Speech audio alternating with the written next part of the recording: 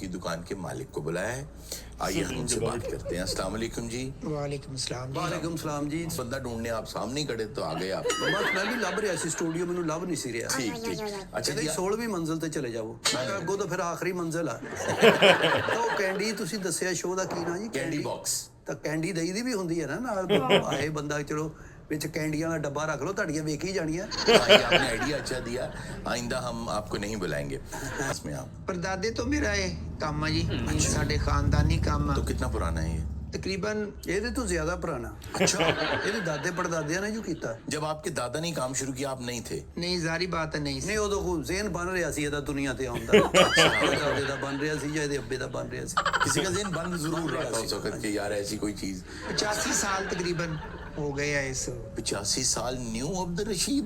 New ਅਬਦਰ Rashid. ਨਾਮ ਹੀ ਨਹੀਂ ਸੀ ਆਇਆ, ਨਾ ਥੇ ਜਿੱਦਾਂ ਬੰਦਾ ਕਹਿੰਦਾ ਵਾ। कुछ नहीं था उस वक्त। ਕੁਛ ਵੀ ਨਹੀਂ ਸੀ ਤੇ ਲੇਕਿਨ ਨਹੀਂ ਹਾਂ ਗੱਲ ਤਾਂ ਨਾ ਕਹੋ, ਬਿਜਲੀ ਤਾਂ ਖਰੇ ਕਦੋਂ ਦੀ ਆ ਗਈ? ਬਿਜਲੀ ਕਿਹੜੇ ਸਨ ਚਾਹੀਏ? बहुत पहले सी यार, बिजली तो अर्ली 1900 से भी पहले आ चुकी थी। ਬਸ ਫਿਰ ਇਹਨਾਂ ਦੇ घਰ ਬਾਅਦ ਚਾਹੀਏ। अच्छा उस वक्त क्या- ਉਦੋਂ ਟੀਵੀ ਜਿਹੜਾ ਸੀ ਨਾ जी जी। ਉਹ ਹੱਥ ਨਾਲ ਚੱਲਦਾ ਸੀ ਇੰਜ ਕਰਕੇ ਨਾ।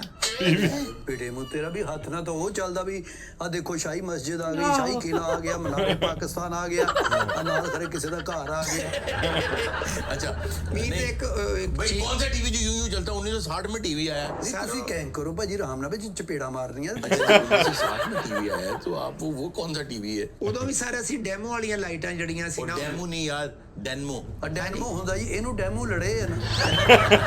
ਮਤਲਬ ਜਿੱਡਾ ਵੀ ਮਰਜ਼ੀ ਮਹੱਲਾ ਹੁੰਦਾ ਸੀ, ਵਿੱਚ ਦੋ ਚਾਰ ਘਰਾਂ ਦੇ ਵਿੱਚ ਟੀਵੀ ਹੁੰਦਾ ਸੀ। अच्छा आप मोहल्ले से हैं? ਨਹੀਂ ਕਿਹੜੇ ਮਹੱਲੇ 'ਚ? मतलब मोहल्ले में रहते थे? ਹਾਂ ਜੀ ਮਹੱਲੇ 'ਚ, ਹੋਰ ਮੈਂ ਦਰਖਤ ਤੇ ਰਹਿਣਾ ਜਨਾਬ। ਮਹੱਲੇ ਹੀ ਹੁੰਦੇ ਸੀ ਨਾ। अच्छा अच्छा ਬਸਤੀਆਂ, ਬਸਤੀ ਵੀ ਕਹਿੰਦੇ, ਮਹੱਲਾ ਵੀ ਕਹਿੰਦੇ, ਗਾਉਂ ਜ਼ਰਾ ਬਾਹਰ ਹੁੰਦੇ ਸੀ।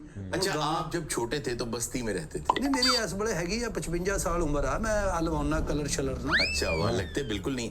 आप बस्ती में रहते थे छोटे होते? ਕਿਹੜੀ ਬਸਤੀ ਜੀ? मतलब बस्तियों में रहते थे। कुछ बस्तियों के बच्चे होते हैं ना छोटे छोटे, मोहल्ले, कुछ बस्तियाँ। मोहल्लों के बच्चे होते हैं। ਬੋਲਤੇ ਰਿਹਾ ਮੈਂ ਲੇਕਿਨ ਚੁੱਪ ਆ ਨਾ।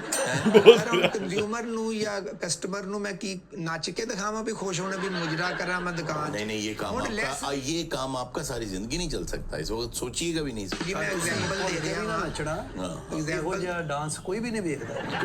ਮੈਂ ਤੇ ਐਗਜ਼ਾਮਪਲ ਦੇ ਰਿਹਾ ਵੀ ਅਸੀਂ ਲੈਸ ਕਰ ਸਕਦੇ ਹਾਂ। ਜੀ, ਜੀ। ਅਗਲੀ ਨੂੰ ਇਹ ਪ੍ਰੋਡਕਟ ਜਿਹੜੀ ਆ ਉਹ ਅਸੀਂ ਅੱਛੀ ਦੇ ਸਕਦੇ ਹਾਂ, ਜਿਹੜੀ ਚੱਲੇ ਸਾਰੀ ਲਾਈਫ ਚੱਲੇ। तो हमारे प्रोड्यूसर साहब बता रहे हैं कि आपकी दुकान के बाहर ये खड़े थे, एक हाथ में इनके ਇਹ ईंट ਖੜਾ थी। ਰਹਿੰਦਾ ਜੀ ਦੁਕਾਨਾਂ ਤੇ ਸਾਰੀਆਂ ਦੇ ਇਹਦਾ ਕੰਮ ਹੀ ਇਹ ਆ, ਫਿਰਦਾ ਸਾਰੀਆਂ ਦੁਕਾਨਾਂ ਤੇ। ਇਹ ਤਾਂ ਰੇਟ ਤਾਂ ਲੈਣੇ ਹੀ ਹੁੰਦੇ ਸਾਰੀਆਂ ਦੁਕਾਨਾਂ ਜੀ, ਤੋਂ। ਜੀ, ਫਿਰ ਜੀ, ਕੀ? ਜੀ। ਨਹੀਂ ਇੰਜ ਜਿੱਥੋਂ ਰੇਟ ਅੱਛਾ ਕਿਹੜਾ ਰੇਟ ਮਿਲਦਾ ਵਾ? ਮਿਲਦਾ। ਇੰਜ ਰੇਟ ਕਿਹੜਾ ਮਿਲਦਾ ਵਾ? ਇੰਜ ਰੇਟ ਮੈਂ ਮੈਨੂੰ ਮੇਰੇ ਹੱਥ ਤੇ 5 ਰੁਪਏ ਦਾ ਰੇਟ ਰਾਤ ਦਾ ਇਹਦਾ ਕੰਮ ਬਣਾ ਲਾਵਾਂ।